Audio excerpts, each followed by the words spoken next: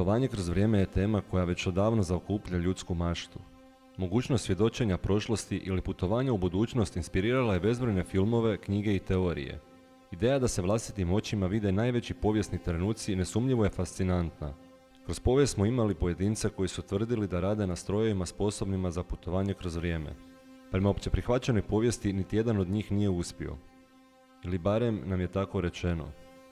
Jer postoji jedan čovjek koji je možda ipak uspio. U ovom videu istražit ćemo jednu od najmisterioznijih i najkontroverznijih tajni ikada povezanih s katoličkom crkvom. Kronovizor.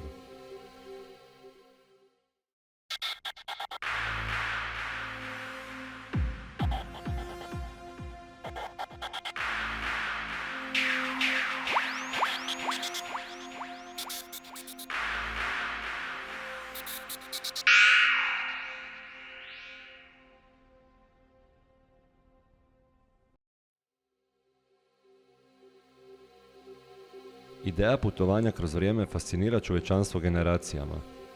Bezbroj znanstveno-fantastičnih filmova, romana, stripova stavili su putovanje kroz vrijeme u središte svojih priča, istražujući mogućnost kretanja između prošlosti, sadašnjosti i budućnosti. Čak i unutar znanstvenih krugova mogućnost ili nemogućnost putovanja kroz vrijeme raspravljala se desetljećima. Neki istraživači poput Ronalda Melleta postali su široko poznati po predlaganju teorija o tome kako bi putovanje kroz vrijeme jednog dana moglo postati moguće. Ali unatoč svim teorijama, eksperimentima i nagađanjima, ideja nikad nije otišla dalje od mašte i znanstvenih hipoteza. Prema službenim povijesnim podacima, nikad nije izgrađen stroj za putovanje kroz vrijeme. Barem nam je tako rečeno. Za članove katoličke crkve, Vatikan je jedno od najsvetijih mjesta na zemlji, suvereni grad država kojom vlada papa i duhovno središte katoličanstva. No, ispod svoje svete slike, Vatikan je dugo bio okružen misterijom, nagađanjima i kontroverzama. Od misterioznih vatikanskih tajnih arhiva do tvrdnji o okultnom simbolizmu, tajnim društvima, kontroverznim bankarskim skandalima i legendama koje okružuju skrivene grobnice ispod grada, Vatikan je postao simbol tajnosti u očima mnogih istraživača i teoretičara zavjere. Ali među svim tim pričama postoji jedna legenda koja se ističe iznad ostalih. Tajna toliko velika da bi, ako je istinita, mogla dovesti u pitanje same temelje povijesti. Što ako je Vatikan nekoć posjedovao stroj sposoban za gledanje u prošlost? Uređaj toliko moćan i toliko opasan da je morao biti skriven od svijeta, ili možda potpuno uništen. Središnja figura u ovoj priči je Pellegrino Ernetti, talijanski katolički benediktinski svećenik poznatiji kao Padre Ernetti. Rođen je u Rimu 13. listopada 1925. a za svećenika je zaređen 1949. godine. No otac Ernetti je bio daleko više od svećenika. Bio je muzikolog i fizičar koji je stekao priznanje kao stručnjak za gregorijanske napjeve. Početkom 1950-ih otac Ernetti je počeo surađivati s Agustinom Gemellijem. Rođen u Milanu 1878. Gemelli je bio franjevački fratar, liječnik, psiholog i intelektualna figura unutar katoličke crkve. Zajedno su Ernetti i Gemelli provodili istraživanja vezana uz zvuk, glazbu i gregorijanske napjeve. Prema priči, dvojica svećenika pokušavala su izolirati i ukloniti harmonike iz snimaka gregorijanskih napjeva. Ali tijekom jednog od tih eksperimenata dogodilo se nešto neočekivano. Nakon istraživačke sesije, navodno su čuli glas Gemellijevog pokojnog oca kako dolazi kroz opremu za snimanje koje su koristili. Dok je Gemelli bio duboko potresen, Ernetti je navodno nastavio eksperiment. Prema kasnijim izvještajima glas se ponovno pojavio. Ovaj put govoreći stvari koje su mogli znati samo Gemelli i njegov otac.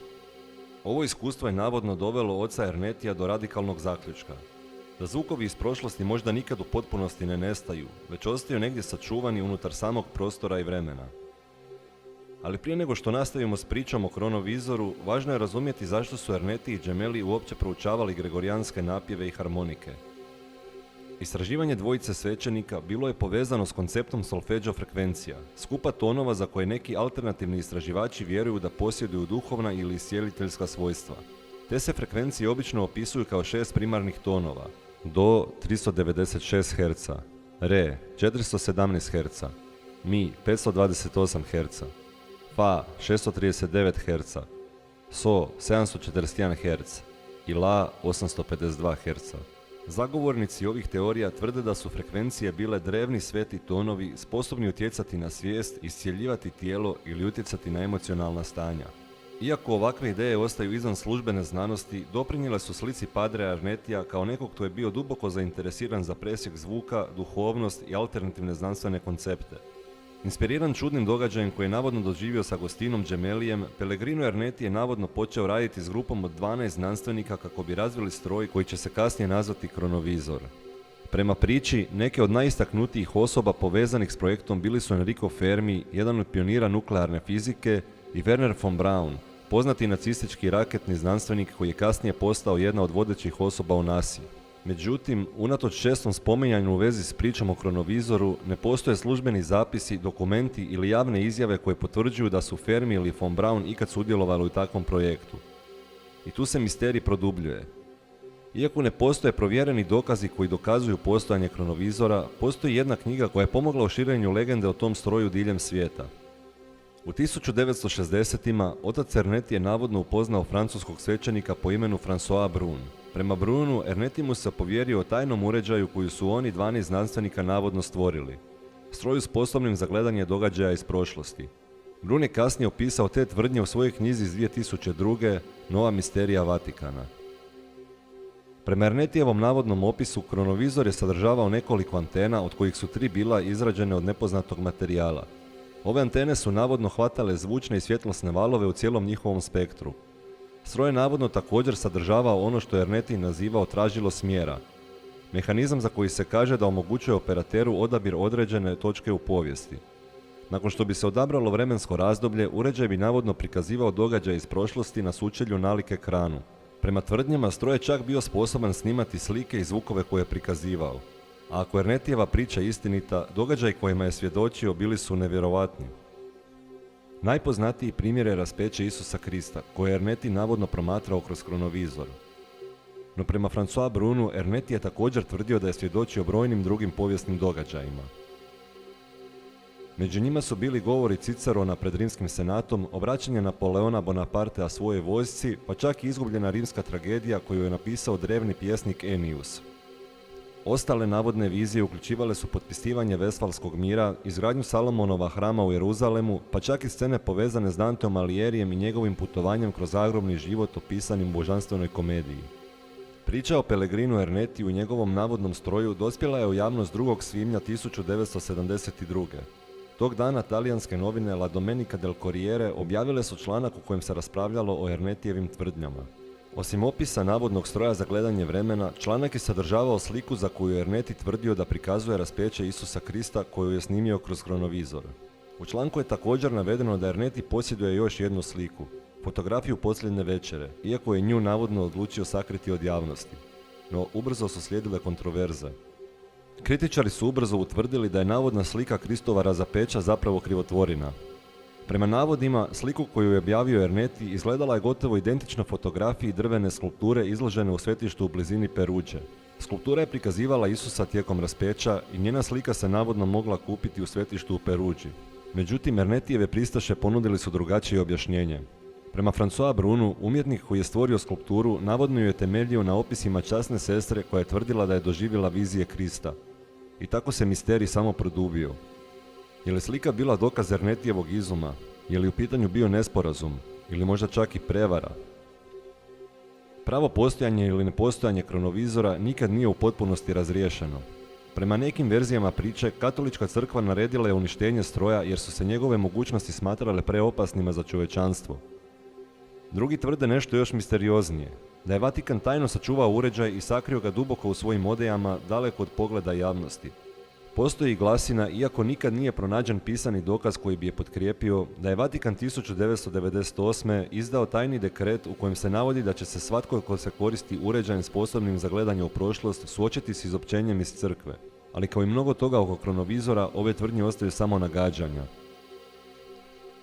Čak i posljednje poglavlje života Pellegrina Ernetija okruženo proturječima i misterijom.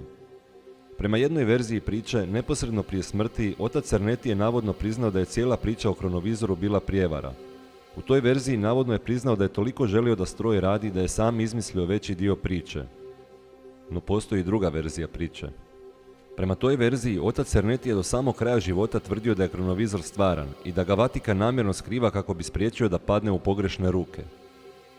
Upravo ovakve oprečne tvrdnje samo produbljuju mit o kronovizoru. Ono što se možemo pitati jest, što ako je Pellegrino Ernetti doista izgradio uređaj sposoban gledati u prošlost?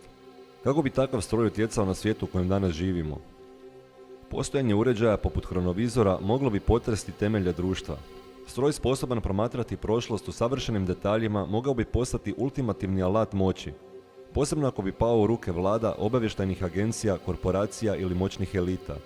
Takav uređaj mogao bi se koristiti za prikupljanje informacija, za manipulaciju, nadzor ili ucjenu. Zamislite stroj sposoban otkriti svaki trenutak nečijeg života, svaki razgovor, svaku tajnu, svaku skrivenu radnju. U krivim rukama mogao bi postati jedna od najopasnijih tehnologija ikad stvorenih.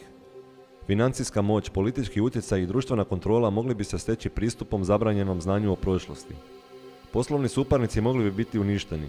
Politički protivnici mogli bi biti razotkriveni ili manipulirani.